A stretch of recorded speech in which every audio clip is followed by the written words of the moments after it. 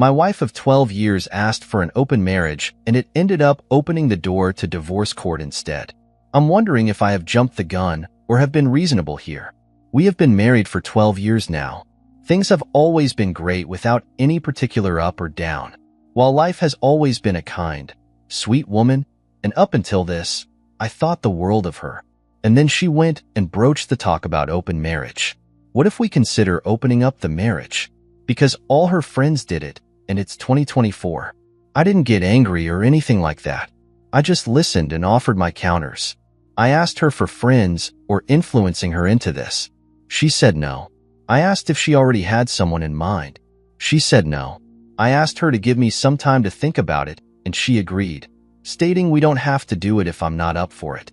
I shouldn't have, but in the days after I checked her phone and laptop, nothing suspicious, or that suggests that she was cheating already. Last week I told her I thought about it, and in my opinion, she can date anyone she wants, because I wanted a divorce. Cue the sobbing, the begging and all. If I knew, I wouldn't have ever asked. She refuses to move out, and so do I. So I sleep in the guest room.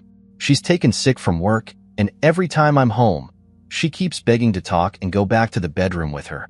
I believe her friends actually tried to influence her, and she didn't do anything at all, but this unraveled my perception of her. Was I too fast to mention divorce? Update. I wasn't jumping the gun.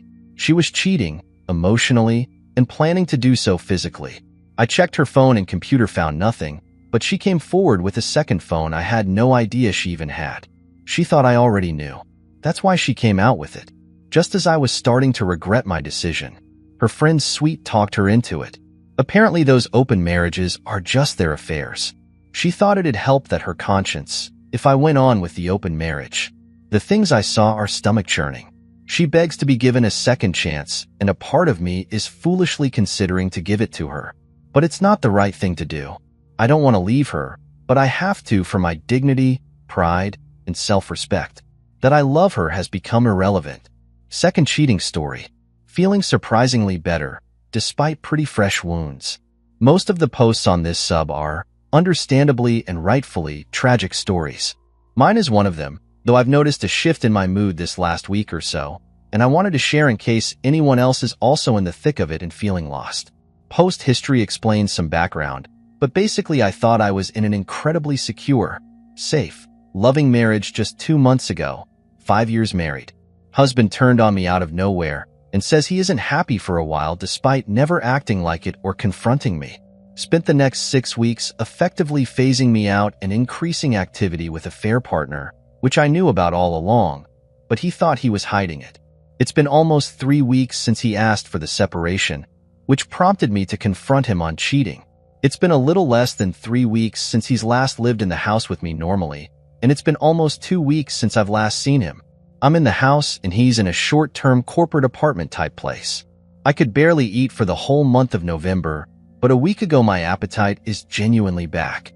I don't wake up in the middle of the night and start panicking or wallowing about my situation anymore.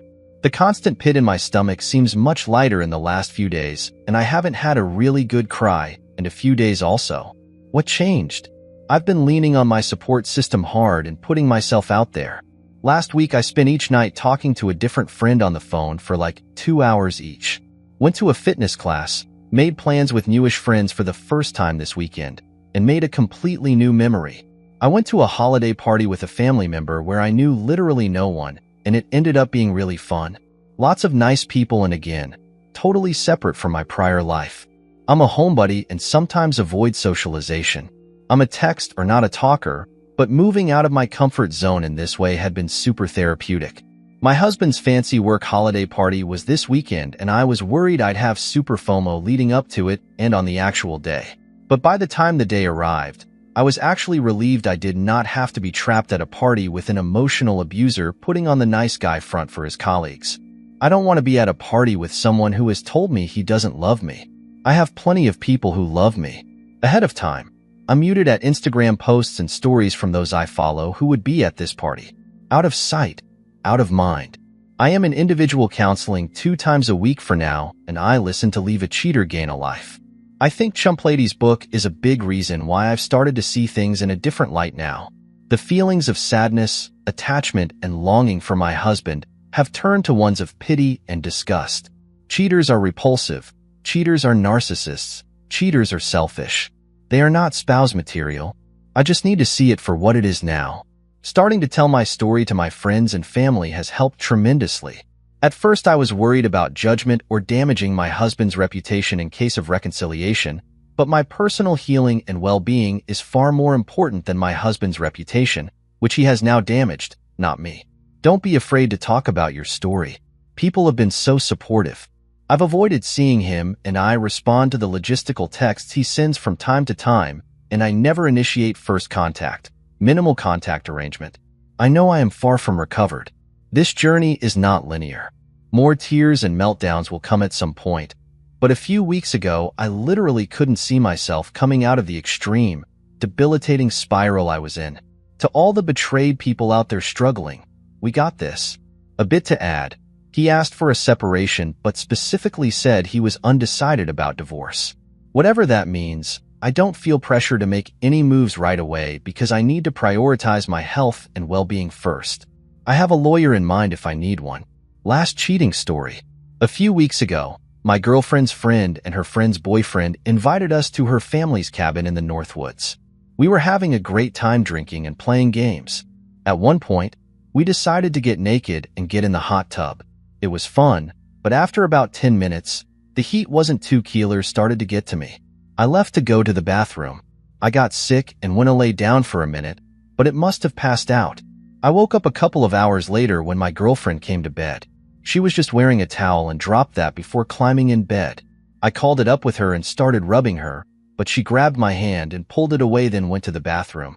I heard the shower turn on and she came like 15 minutes later and started kissing me, then said she just wanted to clean up first.